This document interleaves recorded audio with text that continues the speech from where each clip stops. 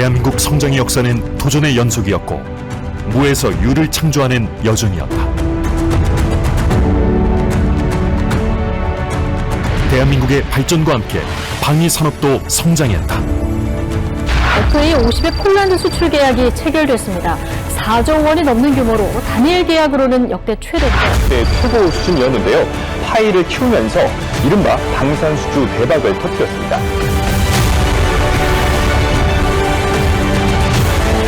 첨단 과학기술의 발전은 다양한 분야와 융합해 우리의 현재와 미래를 바꾸고 있다.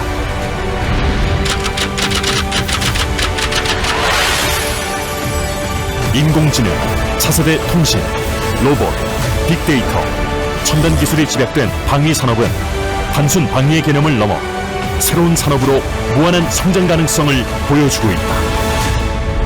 우리는 그 가능성에 주목한다. 첨단 과학기술이 바꿔놓을 방위 산업의 미래를 조망한다. 과학기술로 우뚝 선 세계 1위 방산기업 로키드 마틴 로보틀랭, 유럽 대표 방산기업 BAE 시스템스 마크 석코,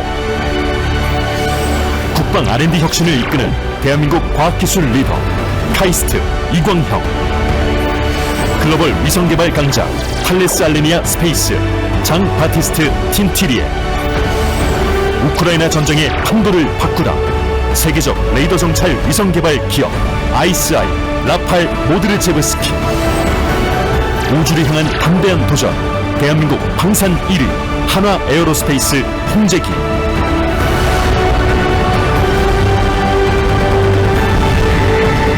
스트롱 코리아 포럼 2023, 대한민국 방위산업의 미래가 펼쳐집니다. 네, 여러분 힘찬 응원의 박수 한번 부탁을 드리겠습니다. 네, 그렇습니다. 대한민국의 오늘은 바로 지난날의 이 끊임없는 도전과 수많은 노력이 있었기에 가능한 일이겠죠. 그간의 이 뜨거운 노력들이 하나하나 빛날 수 있도록 이제는 더 많은 가능성과 기회를 찾을 때가 아닌가 하는 생각이 듭니다. 스트롱 코리아 포럼 2023, 오늘 이른 오전부터 함께해 주신 모든 분들 진심으로 환영합니다. 먼저 인사드리겠습니다. 저는 오늘 이 뜻깊은 자리 진행을 맡은 아나운서 장선영입니다. 여러분 대단히 반갑습니다. 네, 고맙습니다. 오늘 이 자리 이른 시간부터 많은 분들께서 현장 가득 채워서 함께해 주셨는데요. 이 현장의 분위기만으로도 우리 대한민국 과학기술에 얼마나 뜨거운 관심을 갖고 계신가 다시금 느끼게 되는 것 같습니다. 돌이켜보면 우리 일상 곳곳에서도 이 뛰어난 기술들이 이제 동행을 하고 있구나 또 느끼게 되는데요. 앞으로는 또 우리 미래의 모습들 어떻게 달라질 수 있을까요? 그래서 오늘 함께하는 이 자리가 더욱더 소중하게 느껴지는 것 같습니다. 잘 알고 계시겠지만 이번 스트롱 코리아 포럼의 주제는 대한민국의 미래 첨단 과학기술과 방위 산업입니다. 지난 2022년 11월 말이었죠. 방산수출 전략회의에서 대통령께서 또 언급을 해주셨는데요. 대한민국 방위 산업이 세계 속으로 뻗어나갈 수 있도록 정부가 확실하게 뒷받침하겠다라는 든든한 말씀 더해 주셨습니다. 많은 분들께서 공감을 하고 계시겠지만 우리나라 방위 산업은 이 세계 최고 수준의 이지스함 그리고 잠수함, 최첨단 전투기 등 첨단 과학기술을 접목한 신무기 개발 그리고 수출을 통해서 방위 산업 강국으로 거듭나고 있습니다. 오늘 이 자리에서는 우리 대한민국 방위 산업의 현 주소를 짚어보고 앞으로의 미래를 준비하기 위해서 어떤 현명한 전략들을 짤 수 있을지 또 구축할 수 있을지 함께 고민해 보도록 하겠습니다. 아울러 오늘 포럼에서는 이 방위 산업의 전문가분들 함께하고 계시니까요. 많은 인사이트 함께 나누시는 의미 있는 시간 되셨으면 좋겠습니다. 자, 그럼 지금부터 스트롱 코리아 포럼 2023 개회식을 본격적으로 시작하겠습니다.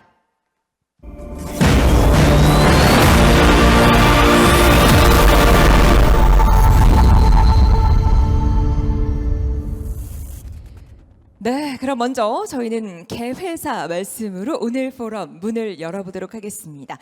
오늘 개회사는 이번 포럼의 주최 기관이죠. 한국경제신문 김정호 사장께서 함께해 주시겠습니다. 단상으로 모시겠습니다. 여러분 큰 박수로 환영해 주시기 바랍니다.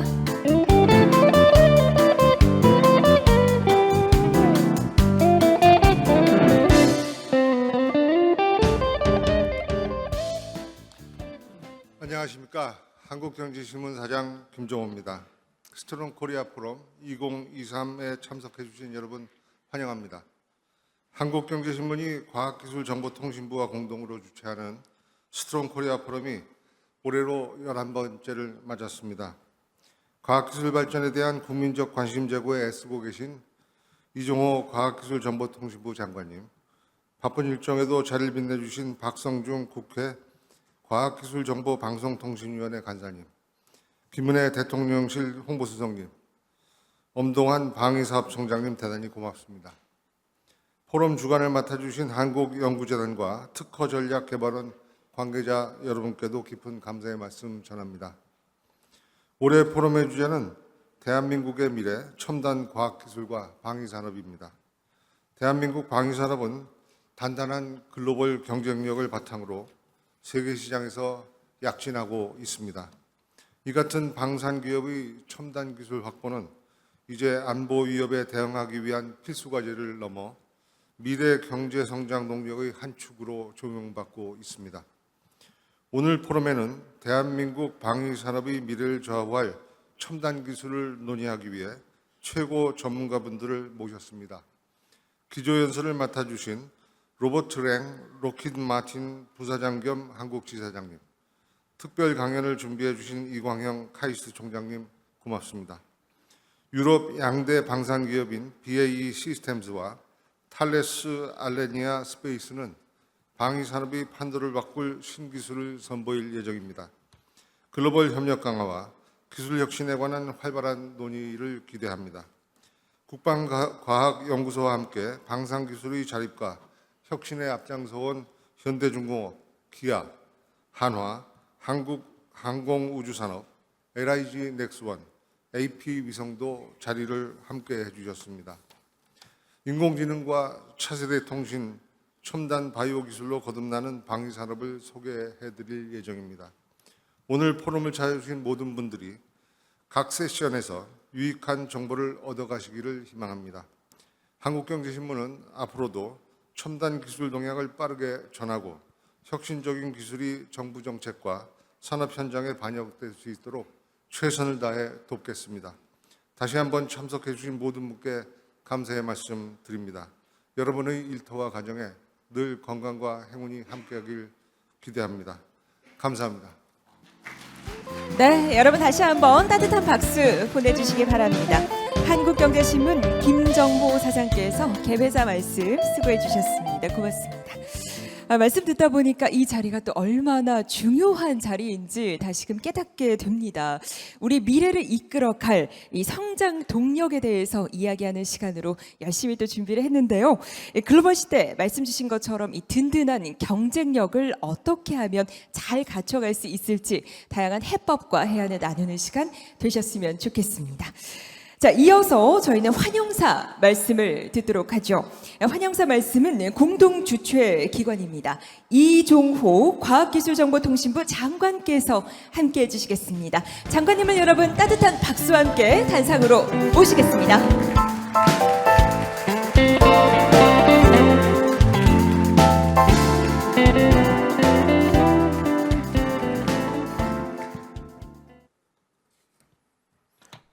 여러분 안녕하십니까. 과학기술정보통신부 장관 이종호입니다. 과학기술정보통신부와 한국경제신문이 공동으로 개최하는 스트롱 코리아 2023년에 오신 것을 환영합니다.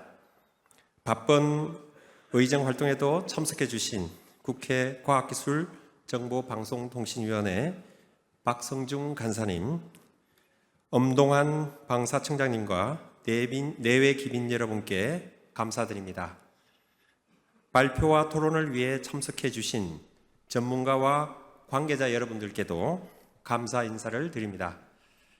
아울러 2002년부터 스트롱 코리아 캠페인을 통해 국가과학기술 육성에 대한 사회적 공감대 형성에 앞장서 오신 김정호 사장님과 한국경제신문 관계자 여러분께 이 자리를 빌려 진심으로 감사드립니다.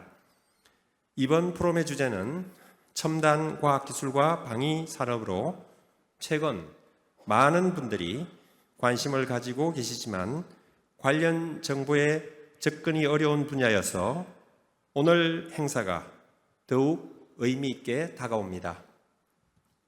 특히 오늘은 누리호 3차 발사가 예정되어 있는 날입니다. 저도 오후에는 발사 현장에 있을 예정입니다. 2차 발사 성공에 이어 3차 발사도 좋은 성과를 거두어 우주산업 분야에서 대한민국이 또 한 번의 도약을 이루기를 기원합니다. 여러분도 모두 함께 응원해 주시기를 부탁드리겠습니다.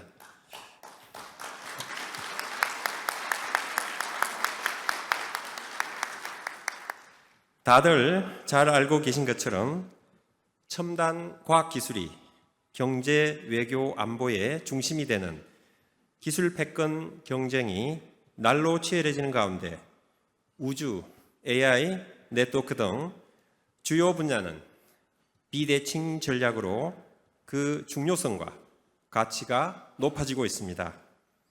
올해 우리나라는 한미동맹 70주년을 맞아 양국 간 우주협력이 우주동맹으로 격상하는 등 첨단 기술 중심의 강한 동맹을 이루었으며 지난해 국내 방위산업은 역대 최고 수출액인 170억 달러를 기록하는 등 윤석열 정부 출범 이후 눈에 띄게 성장하고 있습니다.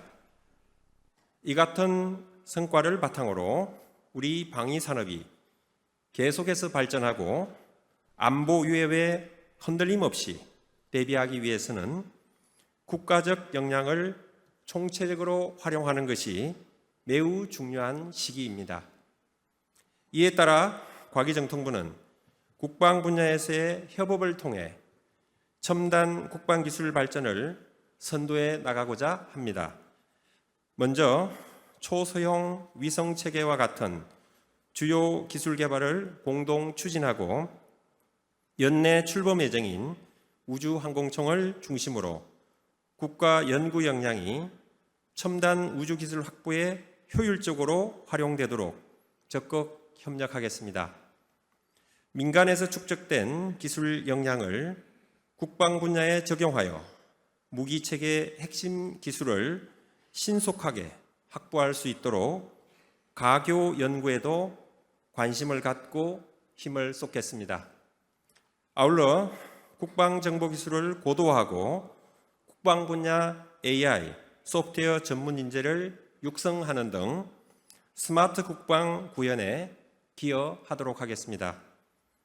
참석자 여러분, 대통령께서 강조하신 것과 같이 방위산업은 미래 신성장 동력이자 첨단 산업을 견인하는 중추입니다. 정부는 방위산업을 육성하여 국가 안보를 지키고 첨단 과학기술을 통해 K방산의 성공 스토리를 써나갈 수 있도록 정책적 지원을 다하겠습니다. 오늘 방위산업과 첨단기술 분야 최고 전문가들께서 자리하신 이 포럼에서 대한민국 방위산업의 미래를 위해 활발한 논의가 이루어지시길 희망합니다. 과기정통부도 오늘 여러분들이 말씀해 주신 의견에 귀 기울여 향후 정책 추진에 만전을 기하도록 하겠습니다. 자리해 주신 모든 분들께 다시 한 번 더 감사드리며 많은 성과와 보람 있으시길 기원합니다. 감사합니다. 네, 여러분 다시 한번 큰 박수 보내주시기 바랍니다. 네, 장관님께서 오늘 이 자리에 애정 가득 담아서 또 환영사 말씀 수고해 주셨는데요. 말씀 주셨지만 오늘 함께할 주제는 최근에 많은 분들께서 큰 관심을 갖고 계신 주제이기도 하죠. 뿐만 아니라 오늘 오후에 또 설레이는 소식이 있습니다. 우리의 새로운 도전이 이렇게 시작이 될 텐데요. 좀 뭉클하기도 하고 벌써부터 좀 설레이는 마음도 드는 것 같습니다. 오늘 포럼 끝까지 여러분 열심히 참석해 주시고요. 또 이어서 성공적인 누리호 발사까지 만나보셨으면 좋겠습니다. 특별한 하루 보내시길 바라면서 이어서 오늘 이 자리를 위해서 또 응원의 말씀으로 축사 전해주신 분이 계신데요. 이어서 소개해드릴까 합니다. 바로 윤석열 대통령께서 이번 스트롱 코리아 포럼 2023의 개최를 축하해 주시기 위해서 축사 메시지를 보내주셨습니다. 이번 대통령님의 축사는 대통령실 김은혜 홍보수석께서 대독으로 함께해 주시겠습니다. 여러분 따뜻한 박수로 환영해 주시기 바랍니다.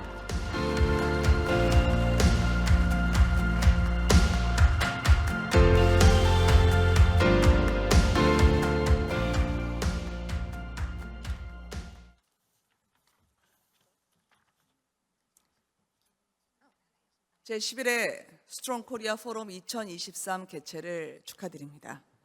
대한민국의 미래, 첨단 과학기술과 방위산업이라는 주제로 뜻깊은 자리를 마련해 주신 한국경제신문 김종호 사장님, 임직원 여러분, 그리고 과학기술인과 경제인 여러분들께 깊이 감사를 드립니다.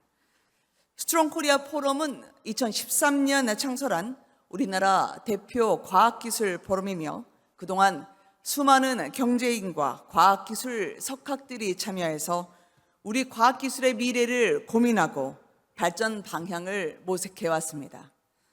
특히 이번 포럼은 첨단 과학기술과 방위산업이라는 주제로 우리 방위산업의 미래를 고민한다는 점에서 뜻깊습니다. 최고의 과학기술은 국방혁신 과정에서 일어나고 첨단 과학기술은 국방 분야에 가장 먼저 적용이 됩니다. 우리 정부는 무한기술 패권 경쟁 속에서 첨단 과학기술과 방위산업을 적극 뒷받침하고 강력한 국방혁신과 과학기술 강군으로서의 도약을 위해 최선을 다하고 있습니다.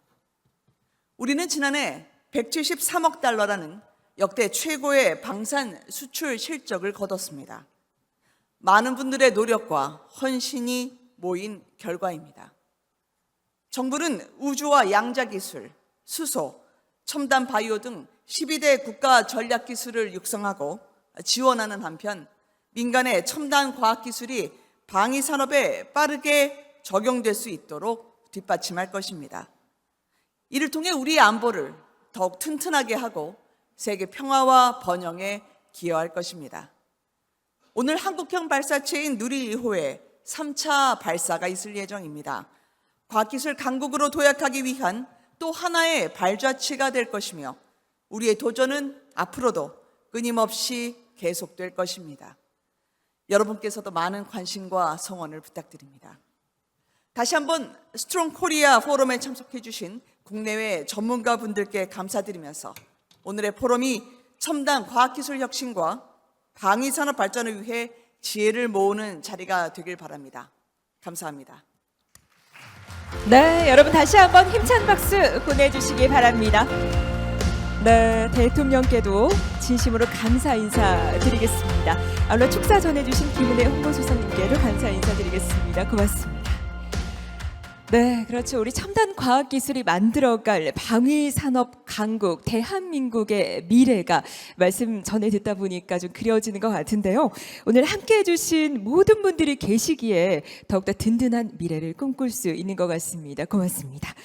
자, 이어서 저희는 축사 말씀을 전해 듣도록 하겠습니다. 귀한 시간 내어서 함께 해주셨는데요.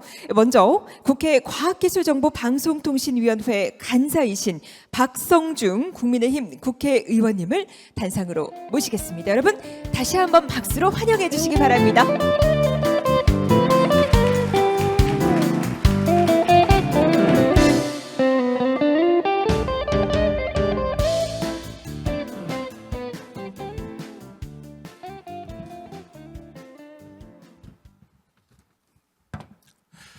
여러분 반갑습니다.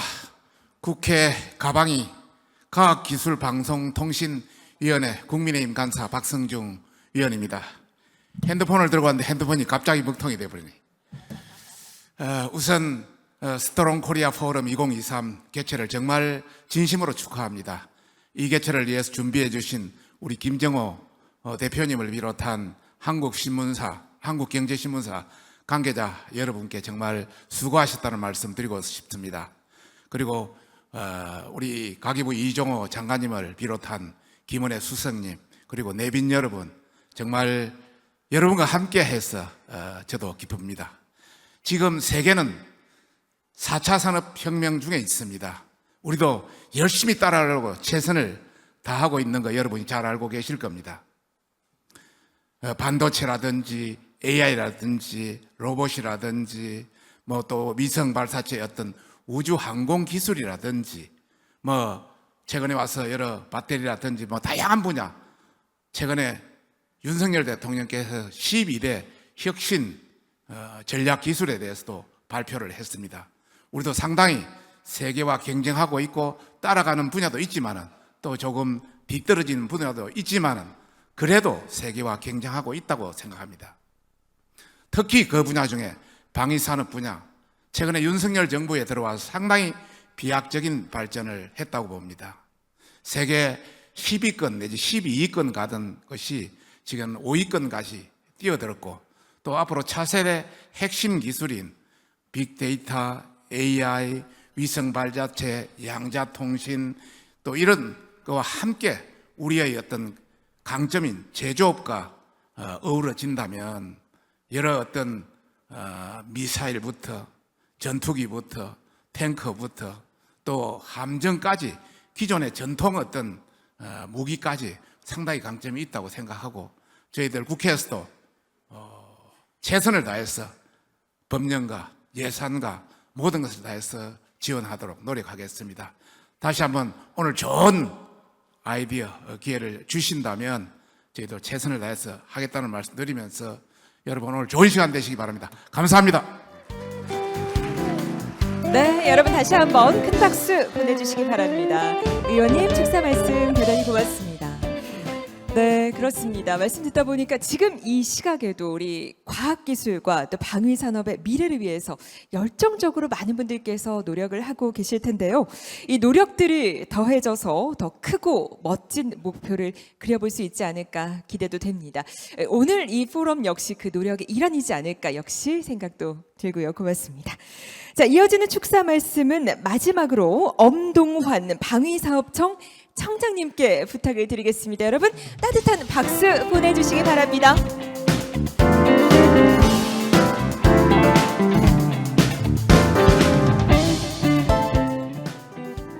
안녕하십니까. 방위사업청장 엄동환입니다.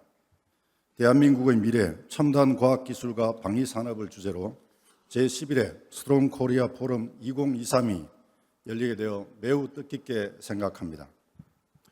먼저 의미 있는 행사를 마련해 주신 이종호 과학기술정보통신부 장관님과 김정호 한국경제신문 대표이사님, 그리고 첨단 과학기술과 방위산업에 관심을 가지고 이 자리를 함께해 주신 모든 분들께 감사의 말씀을 드립니다.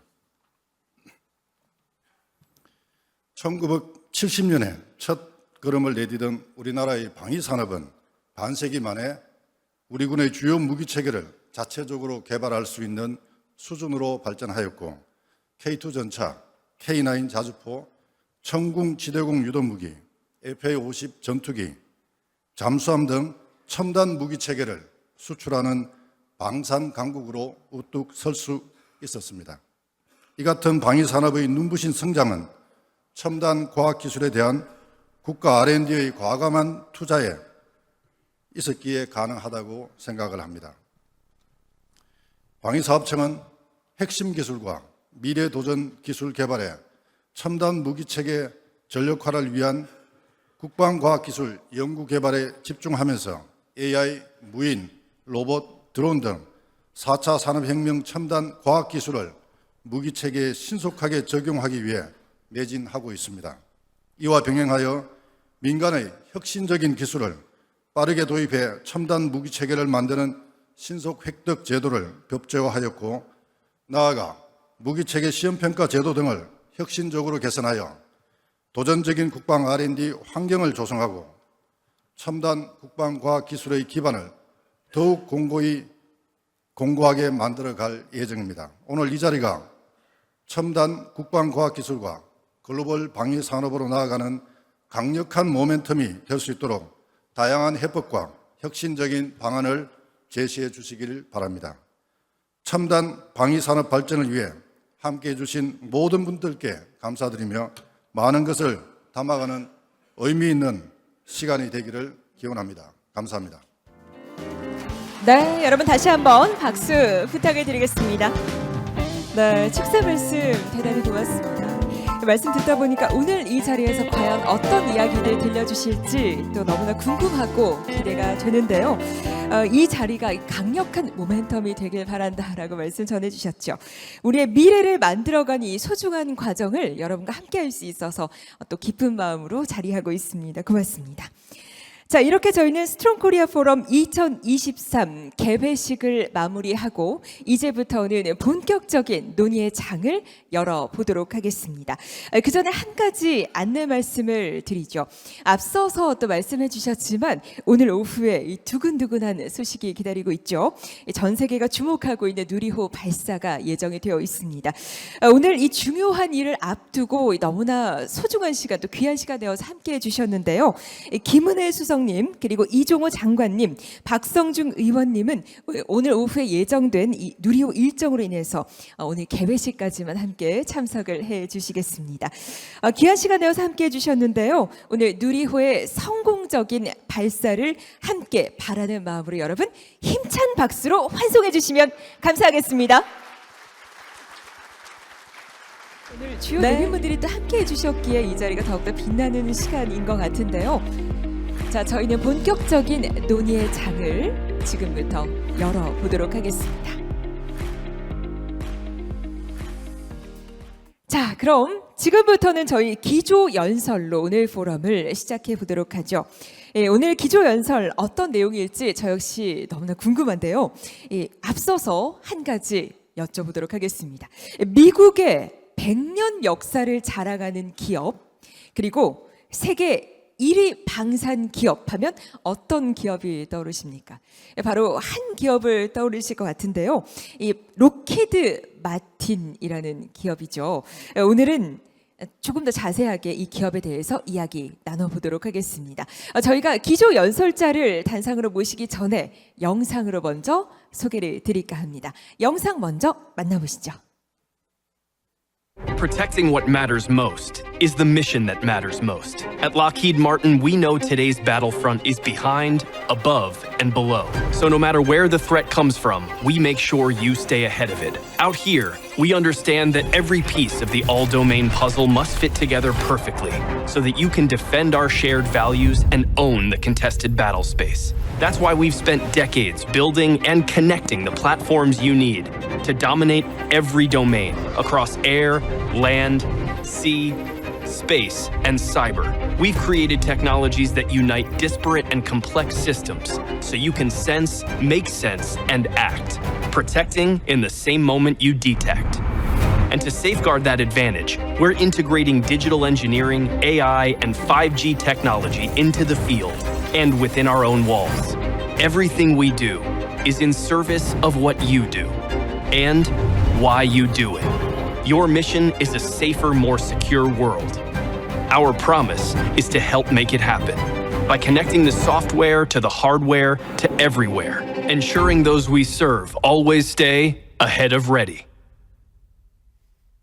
네, 이렇게 영상으로 소개를 드렸는데요. 이 100년의 역사를 이어가고 있다고 하니까 정말 대단하죠. 그 노하우들을 지금부터는 저희가 하나하나 조금 더 자세하게 만나보도록 하겠습니다. 자, 기조 연설을 해주실 로버트 랭 록히드 마틴 부사장 겸 한국 지사장께서 함께 해주실 텐데요. 방위 산업의 도전과 기회에 대해서 공유해 보도록 하겠습니다. 자, 그럼 로버트 랭 부사장님을 소개드리겠습니다.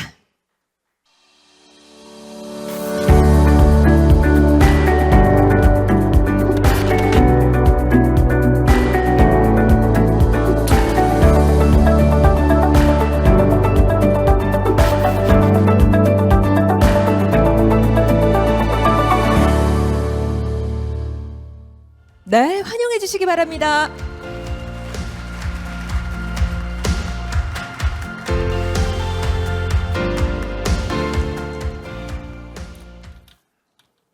Annyeonghasimnika. Good morning, distinguished guests and all of my colleagues from the aerospace and defense industry.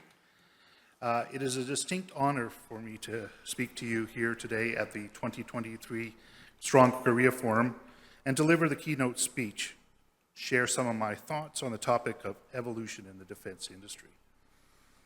I wish to start with a quote from King Sejong the Great, whom I admire deeply for his contributions to Korean society, the impact of which is still being felt today after several hundred years. He is noted for saying that if the people prosper, how can the king not prosper with them? And if the people do not prosper, how may the king prosper without them? I have chosen to begin with this quote to draw a parallel between the defense industry as a physical and economic endeavor and the integrity of the society for which the defense industry ultimately operates to protect, while also sustaining through it the enabling livelihoods, both directly and indirectly, and contributing to the community activities and general enrichment of the lives in the locations where the industrial activity takes place. The defense industry, or more broadly speaking, the defense enterprise, by which I mean the all-encompassing aspects of technology advances to design, to supply chain, tooling, production, aftermarket activity, sustainment, and the services and supporting functions that sustain companies and its people, and the organizations within the government that interact with both the people and the defense companies. They are, as a whole, inseparable from the everyday person on the street, whom it seeks to ultimately protect by virtue of its output as an enterprise. As long as there are people, values, peace, and a way of life to protect, the defense industry will exist and evolve in tandem with them. It is symbiotic because the protection of peace for the people is assured through deterrence and the development of defense. Another reason I have chosen to draw the parallel is because we live in a dramatically different world today than we had 2 years ago, or even the 2 years prior to that. It's a world that has increasingly become more dangerous, but at the same time more connected. The impact of what may have been considered a regional squabble or conflict a few years ago has now had truly global implications through the interconnectedness of knowledge, trade, defense platforms, energy, and of course, people. If there was ever a time we needed to orchestrate and drive evolution in the defense industry, that time was yesterday. Unfortunately, yesterday is gone, so the next best time is to do it today. In the following section of my speech, I will reflect on how we already possess the keys to designing our future evolution today from examples of our past. I also share the challenges that Lockheed Martin perceives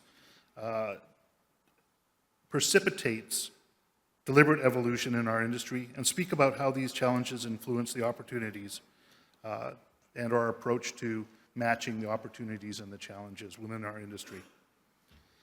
And finally, I intend to reflect on what Lockheed Martin, as the leading defense and security corporation in the world, is doing to prepare both ourselves, our partners, and our customers for the next stage in the global defense industry.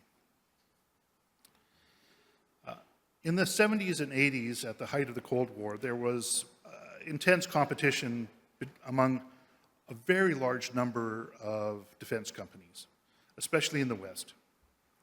Developments took place during this time of, whether you call it a Cold War or a Cold Peace, that included the creation of a number of lasting legacy platforms that are still with us today because so much thought had been put into designing them correctly. And I'd like to maybe point out as an example of that, the F-16. Who would have thought in 2023 that people would still be wanting to buy F-16s? But it was such a good design that we are still enjoying the benefits of it to this day. Not only that, but the technology that was put into it originally has evolved over time and has also spawned a number of different other platforms that derive a certain amount of heritage from the F-16 basic architecture, like the T-50 here in Korea. However, in the 90s, we witnessed the consolidation of defense companies, including Lockheed Martin, which was made in 1995 between the merger of Lockheed Corporation, or Lockheed Aircraft, and Martin Marietta, who were two of the largest defense companies at that time, and had been composed of a number of other companies such as GE Aerospace, Ford Aerospace, General Dynamics, from where the F-16 design came from. And so we saw almost 100 different companies, if we trace our history back in time, make up what is Lockheed Martin today over the last 120 years. We've seen consolidation in our industry in the last few years as well, but for different reasons, very different reasons than the mid-90s. Even here in Korea, Hanwha Aerospace recently completed its consolidation, and in doing so has expanded into Europe with a great deal of success. Korean Aerospace Industries is also doing very well overseas. The global reach of new international customers for advanced systems has created decades of experience for both of them.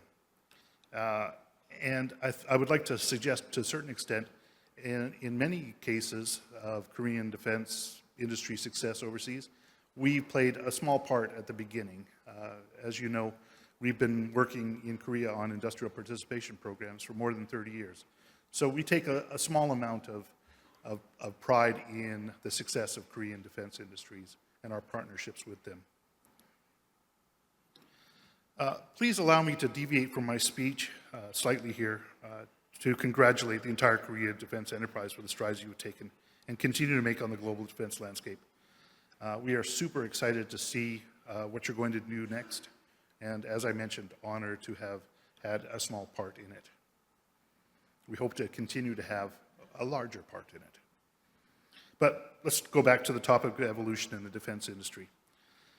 The movements of the global defense enterprise, of which Korean defense industry is firmly now a large part of it, tell us this, that the impetus for evolution may differ, as may the intended outcomes. But the tools that we use to reach those outcomes are actually the same. They're quite common, whether it's consolidation due to slowdown in conflict, or it's consolidation required by changing global economic issues. Above all, it requires identifying the gaps and the threats, leveraging strengths, formulating a vision that will drive the application of those strengths, and then capitalizing on them collectively. Importantly, it requires strategic collaborations, both within the divisions of an organization as well as outside of it, with like-minded or even sometimes differently minded partners who nevertheless share the same objectives, values, and goals. Partnerships are the core component of what will enable solid evolution within the defense industry today and tomorrow. Through collaboration, we identify how to win-win, how to enhance operations, and create best practices, and then use them to better secure the future we want for ourselves and the people so that we may live without adversity. It says, speaking of adversity, it is said that adversity spawns opportunity, not just strife. And the observations of the past 4 decades and the challenges of the past 4 years provide us plenty of adversity upon which to draw opportunity. And the opportunity that we're going to talk about today in this forum is evolution by design. And I distinguish that from the random walk of other types of evolution where we kind of just follow our way through the solution space.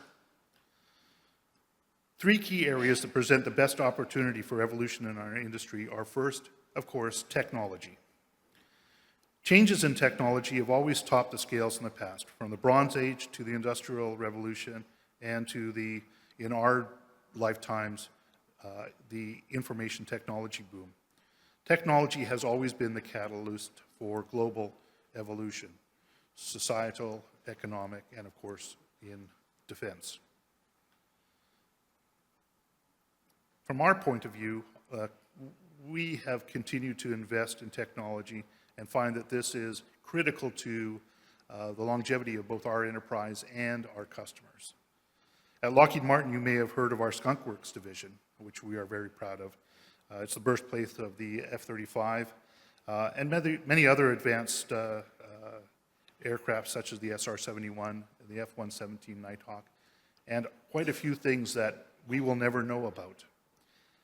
At Lockheed Martin, we continue to invest heavily in R&D and technology solutions, and currently we're working on directed energy solutions, advanced radar systems, such as long-range discrimination radar, full suite weapon systems, and by that I mean systems that are not just single purpose, but are multi-purpose, such as the F-35 or Aegis, which are two of our big franchises.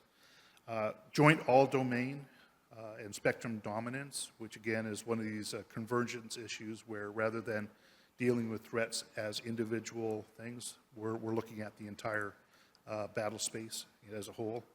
And finally, 5G.mil, which is our architecture for a network of networks and has us partnering with non-traditional companies such as Verizon, Intel, and Microsoft. So we see not only convergence in the battlefield, but also convergence between civilian, commercial, and military technologies. But we also establish standards. We like to define what is best value, and to assure the safety of the people who operate the systems we create to protect our communities. We're also looking at the impact on climate change for our systems. So again, when we talk about the whole enterprise of defense, it's no longer just one weapon, one enemy. We talk about everything that goes into our stakeholder community, which is the civilians we are protecting. Secondly, there are connections. I've talked a little bit about the power of partnerships. This extends to supply chain resilience in a world that is interconnected, and disruptions to the chain can become a liability. We've all seen examples recently of where supply chain issues have slowed down the ability to deliver goods to our customers. And this is no more so true in the defense industry as it is everywhere. When we have the inability to source critical minerals from China, for example, it affects our ability to produce weapons. So how do we deal with that? Well, we require international cooperation. Strong engagement between industry and government. It will require us to overcome barriers to market access between governments and export and import restrictions. And it will also require government-to-government enablers.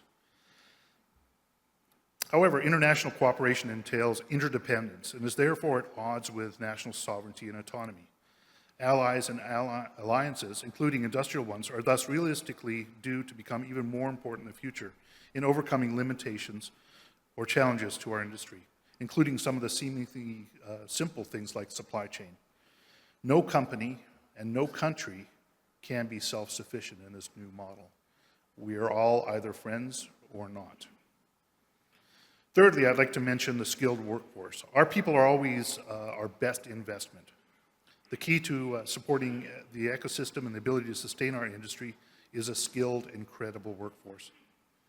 I believe this is obvious but simple. To build a pipeline of skilled, credible workforce, we need to have begun decades ago in schools and on the shop floor and in boardrooms to recognize the value and investment of people. Titanium isn't our hardest problem. People are. They're our greatest source of supply, not hard materials. Now, a shortcut to developing our workforce in an area where we may not have had the decades to create the workforce we need is to partner. Partner across companies and partner across countries who have the workforce that can add together for the collective enterprise. So in short, continued strategic partnership is critical to addressing organizing, and capitalizing on opportunities that will benefit everyone, including the very citizens whose lives and livelihoods we seek to protect. We need to communicate, collaborate, and problem solve across industry and countries, which is why forums like this are so valuable. As a leading defense and security company in the world, Lockheed Martin is committed to enhancing global security as well as scientific and human exploration of space by delivering reliable, innovative, and affordable solutions for our customers' most daunting challenges. We recognize the volatile and complex threat environment, rapid pace of technological evolution, potential for industrial disruptors, which may hold some lessons and opportunities for our evolution too, and environmental and practical challenges, including political unrest, competing budget focus, and social and economic uncertainty. Before change bears upon us, we are determined to accelerate our ability to adapt and project what needs to be done to be ready for what lies ahead. We have two main sort of areas of development that are going on in Lockheed Martin. The first we call 21st century security. And it is our strategic vision for accelerating the integration of advanced digital technologies with military capabilities to create network solutions as a force multiplier.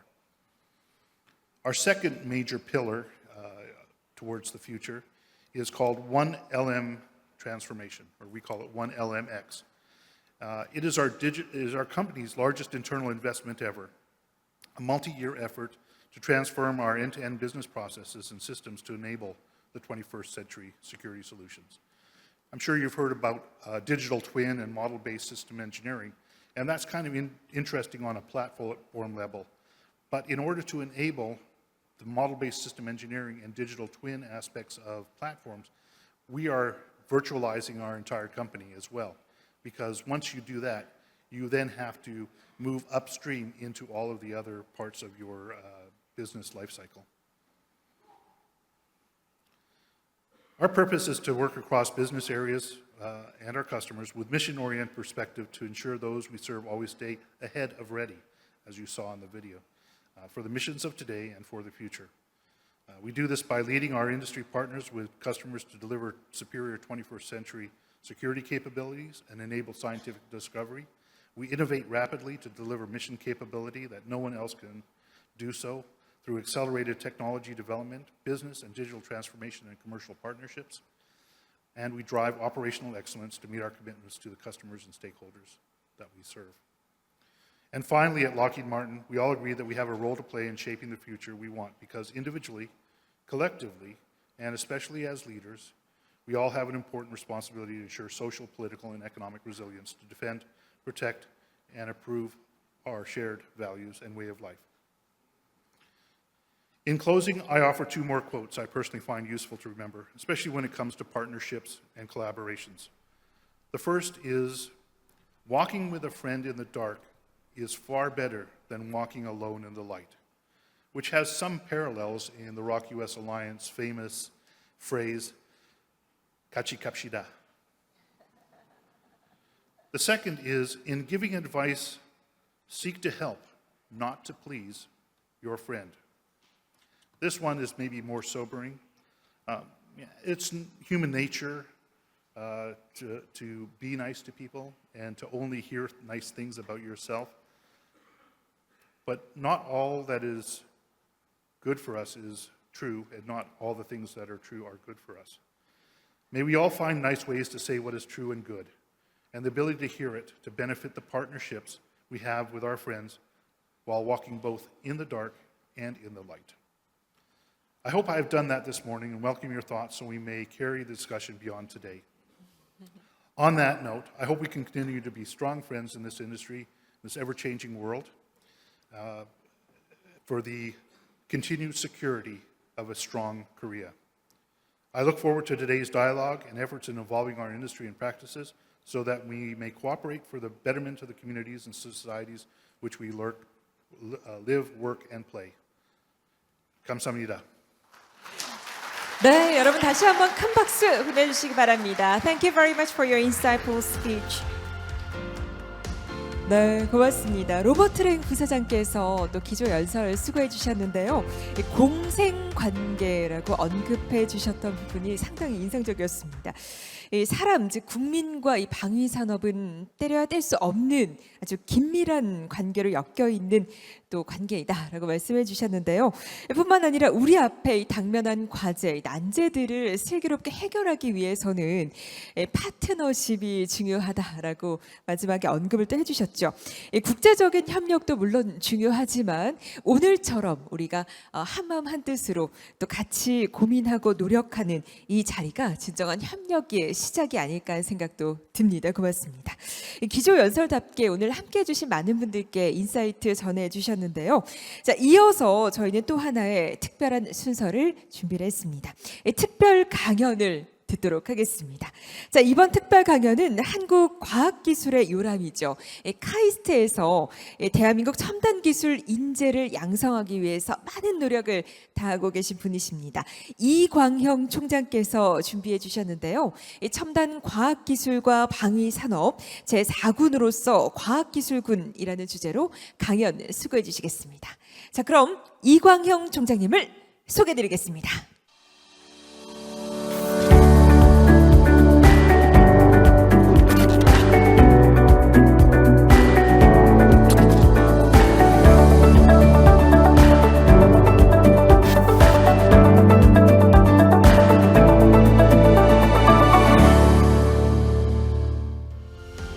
네, 여러분 환영해 주시기 바랍니다. 네, 안녕하십니까. 네, 저는 이런 제목으로 준비했습니다. 첨단 과학기술과 방위산업 제4군으로서의 과학기술군. 제목이 조금 도발적이라고 생각되십니까? 네. 이미 여러분들도 아시겠지만 이제 뭐 과학기술이 국방과 이 방위산업에서는 뗄래야 뗄 수 없는 아주 중요한 요소이기 때문에 저는 육군, 해군, 공군 다음에 제4군으로서 과학기술, 과학군이 있다 이렇게 생각합니다. 그래서 제목을 이렇게 했고요. 자, 그럼 내용으로 들어가도록 하겠습니다. 먼저 제 말씀드리는 순서는 기술과 이 전쟁의 변화, 전쟁의 전략, 전술의 변화를 잠깐 살펴보고 국제 패러다임 변화를 살펴본 다음에 방위산업과 과학기술에 대해서 끝 마무리하도록 하겠습니다. 전쟁별로 신무기의 출현과 전략 전술의 변화를 보면은 먼저 1차 세계 대전을 보도록 하겠습니다. 1차 세계 대전은 기술적으로 보면은 1차 산업의 그 결과물들이 총출동했던 그런 전쟁이라고 할 수 있습니다. 그때 소화기, 화포, 잠수함도 그때 나오고요. 그래서 이때의 전략 전술은 대규모 화력 전투, 참호전, 소모전이 주 전략이었습니다. 그러다가 제2차 세계대전이 벌어졌습니다. 이거는 2차 산업혁명의 기술이 출현했다고 볼 수 있는데 이때 전차, 비행기가 본격적으로 활용이 되고 항공모함이 나왔습니다. 레이더가 나왔습니다. 핵무기가 나왔습니다. 암호 해독을 위해서 컴퓨터가 나왔습니다. 이때 이런 기술을 가지고 전략은 육해군의 입체전이 필요하게 됐고요. 대규모 기동정, 장거리 전략, 항공기 폭격 등 이런 전략 전술이 도입이 됐습니다. 그 다음에 이라크 전쟁이 있었습니다. 약 20년 전이죠. 이거는 어쩌면은 3차 산업혁명의 기술들이 동원됐습니다. 신무기, 스텔스 전폭기, 정밀 유도탄, 무인기, 정찰 로봇 등이 동원됐습니다.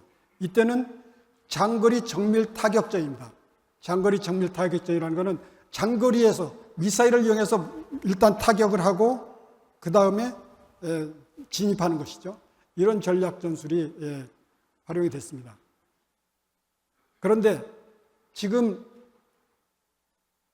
우크라이나에서는 전쟁이 벌어지고 있습니다. 여기는 아마 제 생각에 디지털 4차 산업혁명의 기술들이 지금 동원되고 있지 않나 생각이 듭니다. 여기에서 활용되는 무기들은 드론, 자폭 드론, 휴대용 대전차 미사일, 무엇보다도 큰 변화는 스타링크입니다. 저궤도 위성입니다. 이 저궤도 위성이 동원됨으로 해서 이 전쟁이 이제 그동안의 전통적인 육해공의 이 연합전이 아니라 이제는 위성을 이용한 하이브리드전이 됐습니다. 정보전, 심리전, 사이버전이 동원되고 있죠. 그래서 우리가 유의할 게는 여기에서 바로 이제 스타링크입니다. 자, 그러면은 지금 벌어지고 있는 전쟁이 이런데 다음에 약 20년 후에 일어날 전쟁을 예상을 해보면요.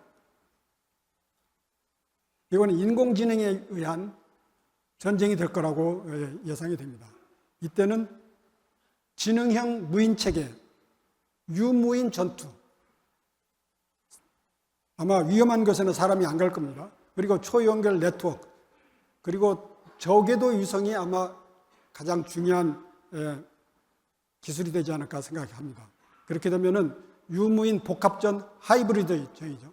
그래서 하이브리드전, 육해공 우주까지 포함하는 모든 것이 통합된 그런 하이브리드전인데, 이때는 제가 뒤에서 말씀드리겠지만 중요한 것이 사람의 개입이 적어든, 굉장히 줄어들어 있는 인공지능을 이용한 전쟁이 될 거라고 예상할 수 있습니다.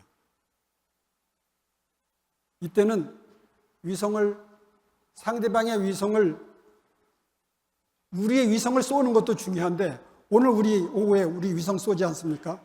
우리 로켓으로 쏘고 또 거기에 올라가는 위성을 우리 여러분들 좀 관전 포인트로 오늘 오후에 참고해 주시면 좋겠습니다. 우리가 발사체로 쏘죠. 그런데 거기에 또 올라가는 위성이 저희 카이스트에서 만든 위성입니다. 우리 발사체를 타고 올라가서 우리가 만든 위성이 정상적으로 작동해야지 이제 100% 성공하는 거죠. 그런데 이 20년 후의 전쟁에서는 이 통신을 해주는 위성이, 적의 위성을 어떻게 하면 떨어뜨리다가 이제 관전이 되는 겁니다. 우리 위성을 올리는 것도 중요하지만 상대방 적의 위성을 떨어뜨려야 돼요. 자, 이것이 지금까지 살펴본 기술과 전쟁의 변화입니다. 지금 현재 우리 주변에 펼쳐지고 있는 그 국제 정치를 잠깐만 살펴보면은 여러분 다 아시다시피 기술 패권 시대 아닙니까? 뭐 무기는 말할 것도 없고 지금 가장 뜨겁게 벌어지는 게 미국과 중국의 반도체 전쟁이죠. 이런 걸 보면은 기존에는 우리가 국제 정치를 얘기할 때 지정학이라고 했습니다.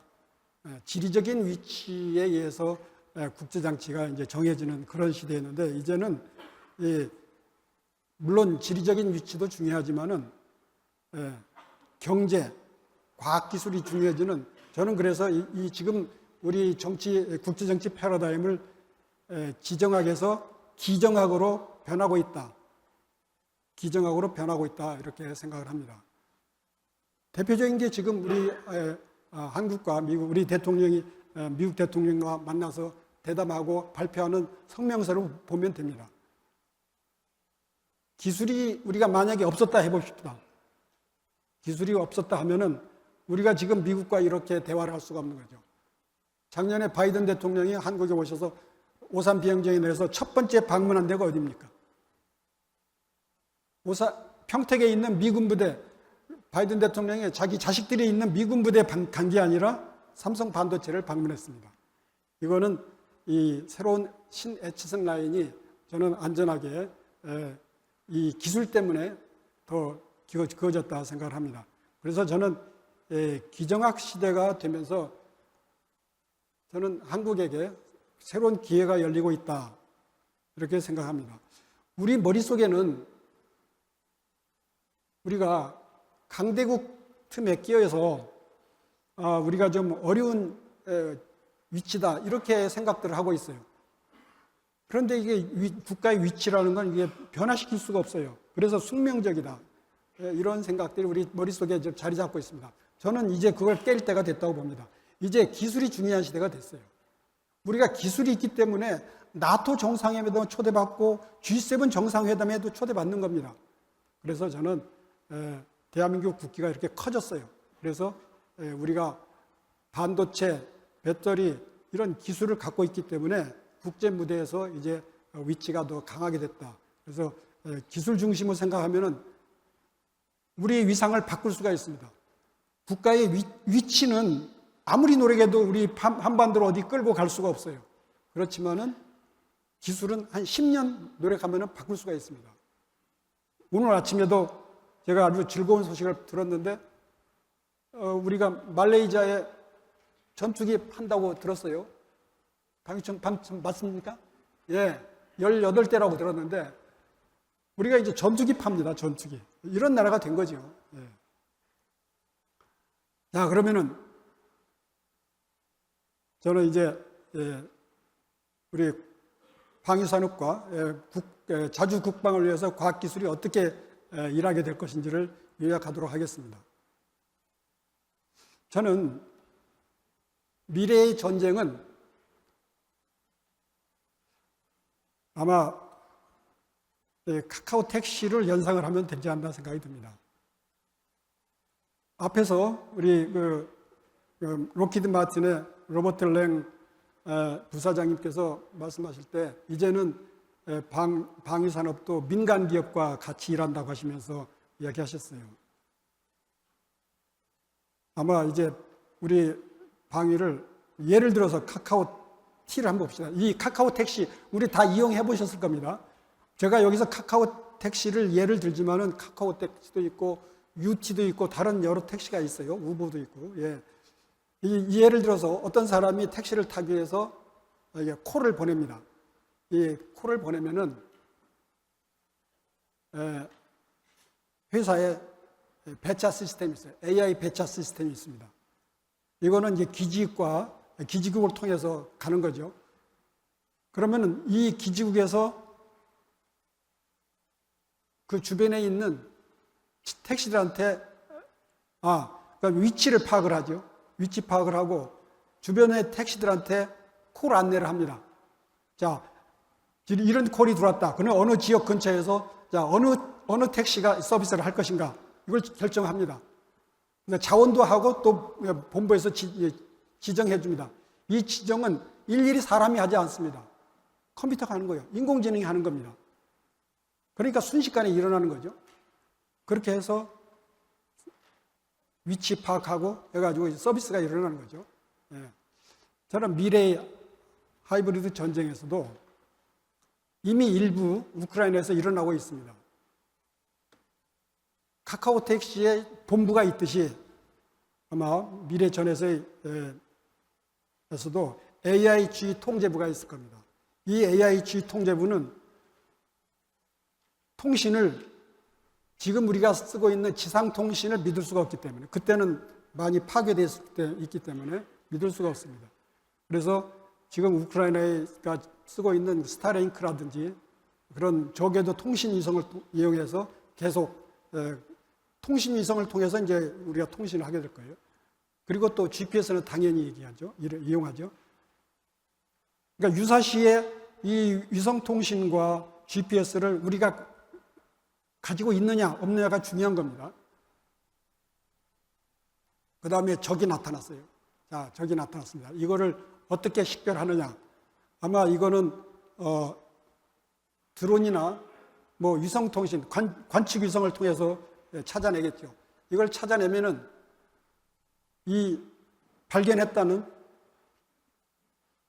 신호가 이게 택시가 콜하듯이 AIG 통제부로 갈 겁니다. AIG 통제부는 자, 그러면 이 적의 탱크를 자, 누가 담당할 것인지 결정해 줘야죠. 그 주변에 여러 무기가 있을 겁니다. 여러 시스템.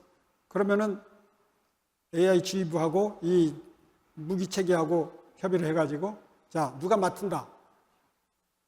배정을 하는 거죠. 콜 배정하는 건 마찬가지가 될 겁니다. 콜 배정합니다. 그러면 타격이 이루어지는 거죠. 그래서 상황을 종료시키는 거죠. 그런데 이것이 전통적으로 사람이 결정하는 게 아니라 카카오 택시처럼 거의 자동으로 이루어지고 이런 일이 발견하면은 1분, 2분, 3분, 5분 내에 해결이 되는 그런 시스템으로 갈 거라 생각하고, 자, 그러면 이제 우리가 무엇을 준비해야 되는지가 이제 정해지는 거죠. 보이는 거죠. 그래서 저는 미래 전장의 대응은, 자, 전쟁이 발생하면은, 우리가 위성이 확실하게 필요합니다. 그러니까 오늘 우리나라에 로켓 쏘는 게 굉장히 중요한 겁니다.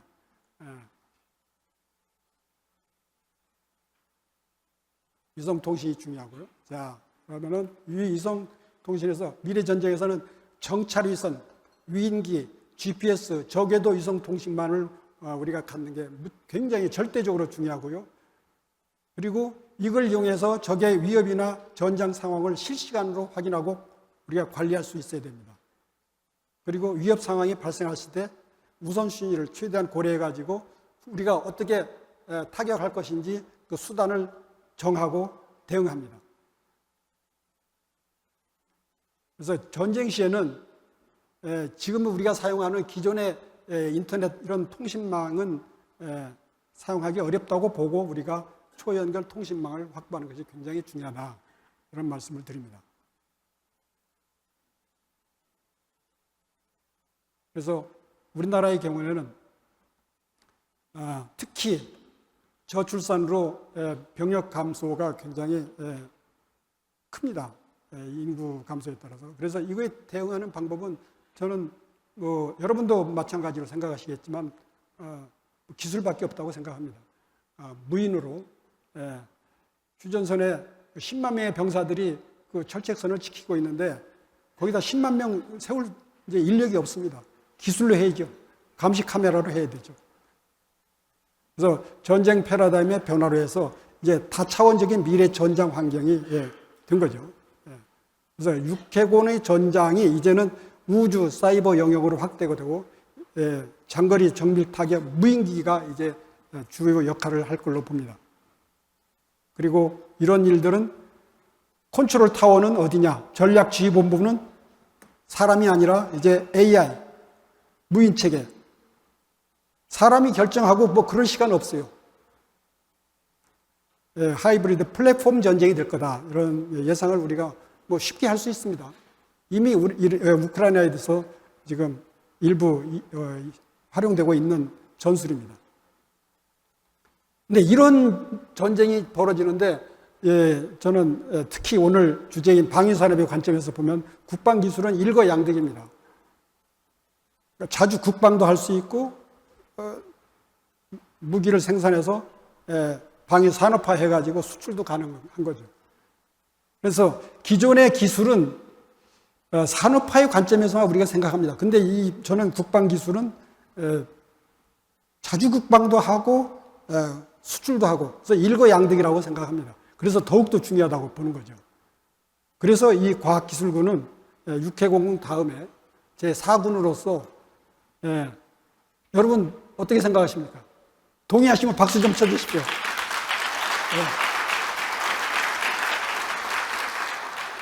제가 조금 전에 그 과기부 장관님 계시면은 제가 저를 좀 4군 사령관 임명해달라고 좀 근데 가셔버렸어요. 방사청장님 좀 전달 좀 해주십시오. 미국에는 미래사령부가 있죠. 미래사령부가 어디에 있냐면은 텍사스 오스틴 대학교 내에 있어요. 사성장군이에요. 저도 사성장군 좀 달아주세요. 이런 추세에 맞춰서 바로 어제 육군에서 육군 내에 미래혁신센터가 있습니다. 그러니까 기술 접목을 하는 그런 부서가 있는데 1급이 지휘하는 부서인데 그 부서가 카이스트 내로 입주를 했습니다. 그러니까 미국의 미래사령부의 그 벤치마크 해가지고 일부 이제 이렇게 시작을 했습니다. 그런데 이렇게 우리 다 같이 중요하다고 하는데 제가 옆에서 볼 때 우리 방사청장님 일하시는데 너무 우리 제약이 많아요. 우리 로버트 랭 그 부사장님께서도 언급하셨어요. 인력. 사람이 제일 중요합니다. 사람 투자에 인력 양성이 제일 중요한데 근래에 들어가지고 저는 국방기술에 투신하는 그런 인력이 굉장히 사기가 떨어졌다고 봅니다. 방사청장님 절실하게 느끼실 거예요. 그런데 여러분들 듣기에 우리나라가 지금 탱크도 수출하고 비행기 전투기까지 수출하는데 그 기술은 다 우리 인력이 만든 거 아니냐고 생각하실지 모르는데 그거 만든 인력은 좀 오래된 인력들이에요. 과거에. 근데 지금 MZ 세대들이 방위산업에 투신하겠다고 나서야 돼요. 그러니까 대표적인 곳이 국방과학연구소지 않습니까? 저는 카이스트 총장으로서 졸업생들이 탑 엣지에 있는 학생들이 방위산업 갔으면 좋겠어요. 국방과학연구소. 그런데 저는 그런 것 같질 않아요. 그래서 이 과학평가, 군대도 과학평가로 갈 수 있게 해주고요. 요거 좀 우리 청장님 메모 좀 해주세요. 국방과학연구소에 가면 여러분들 다 계시죠? 여기 있는 분들은 모두 다 자기가 회사에서 일하든지 연구소에서 일하면 자기 성과를 집에 가서 자랑도 합니다. 친구들한테 자랑해요. 신문에 나면 또 좋아해요. 그래서 막 카톡에 돌려요. 그런데 국방과학연구소에서 일하면은 절대 말하면 안 됩니다. 집에 가서 말도 못해요. 그렇죠? 국가 비밀이에요. 그런데 젊은 MZ세대 보고 너 국가에 위해서 투신해라고 해도 되겠어요? 월급 똑같이 주면서? 저는 이거 최소. 이건 너무 최소예요. 월 100만 원씩 비밀 연구 수당 좀 주세요. 이게 조금 더, 청장님 약속하셨어요. 예. 네, 박수 좀 주세요. 박수. 우리 청장님. 카이스트 졸업한 학생의 최고 엘리트가 글로 가야 돼요. 그래야지 다음에 우리가 위성도 만들어서 팔고 이게 하는 겁니다. 예. 획득체계 제도 개선. 예. 우리 박성중 의원님 계셨는데, 이거는 국회가 빨리 움직였어요. 그런 거죠. 이거 패스트 트랙 법제도 통과해서 이제 곧 시행을 앞두고 있습니다. 그러니까 그동안은요, 무기체계 소요 제기해가지고 실전에 배치하는데 몇 년 걸린지 아십니까? 여러분 안 믿어주실 거예요. 10년에서 15년 걸렸어요. 왜 10년, 15년 걸리는지 제가 얘기하려면 한 30분 걸려요. 근데 그건 좀 패스트 트랙이 생겼어요. 이제 조금 도움이 되실 겁니다. 예. 저도 열심히 떠들었어요. 이거 하자고. 근데 또 하나는 이제 방위산업의 계약법도 좀 개선해가지고, 예. 이것도 국회에서 지금 논의하는 것 같은데, 기재부에서 좀 협조 좀 해주면 좋겠어요. 예. 그리고 각 군이 자체적으로 연구 개발할 수 있도록 좀 기능을 부여해 주면 좋겠습니다. 우리 휴대폰이니 컴퓨터 쓰면은 업그레이드 하잖아요. 한 달에 한 번씩 업그레이드 하지 않습니까? 그러니까 자주 새로운 기술이 나오기 때문에 그걸 활용해요. 그런데 지금 군에서는 무기를 한번 받으면은요, 그걸 고쳐서 새로 좀 약간 고쳐서 업그레이드 쓰려면은 다시 방사청 허가받아야 되고 절차가 너무 복잡해요. 자체적으로 좀 연구 개발해서 빨리 적용할 수 있게 그런 기능 좀 해주세요. 그리고 이런 일을 총괄할 수 있는 국방부에 제2차관이 필요하다고 봅니다. 그래서 제2차관은 미래차관인 거죠. 제가 이렇게 좀 너무 나간 거죠, 이게. 다른 부서 보면 제1차관, 2차관이 있어요. 그런데 그렇게 중요한 국방부에는 차관 혼자서 담당하시기 때문에 이 미래 개발하는 건 2차관을 신설해 주십사. 이런 말씀 드리면서 제 발표 마치도록 하겠습니다. 여러분 감사합니다. 네, 큰 박수 보내주시기 바랍니다. 네, 이광영 총장님께서 특별 강연 수고해 주셨는데요. 마지막 슬라이드 보시면서 혹시 감사합니다가 뒤집어져 있는데 오류가 아닐까 잠시 생각하셨던 분들도 계실 것 같습니다. 이 마지막 슬라이드는요, 제가 이 숨겨진 메시지를 전달을 좀 해드리자면, 기존의 발상을 좀 뒤집어서 새로운 시각으로 세상을 바라보자라는 메시지를 담고 계시다고 합니다. 미래의 전쟁이라고 하니까 어떤 모습일지 가늠이 좀 되지 않았는데요. 특별 강연에서 또 자세하게 짚어주신 덕분에 좀 든든하고 체계적으로 좀 준비할 수 있지 않을까 하는 생각도 듭니다. 뿐만 아니라 방위 산업을 육성하기 위해서 기술이 얼마나 중요한지 다시 한번 또 짚어주셨는데요. 대한민국 과학기술의 발전, 저 역시 힘껏 응원하도록 하겠습니다. 고맙습니다.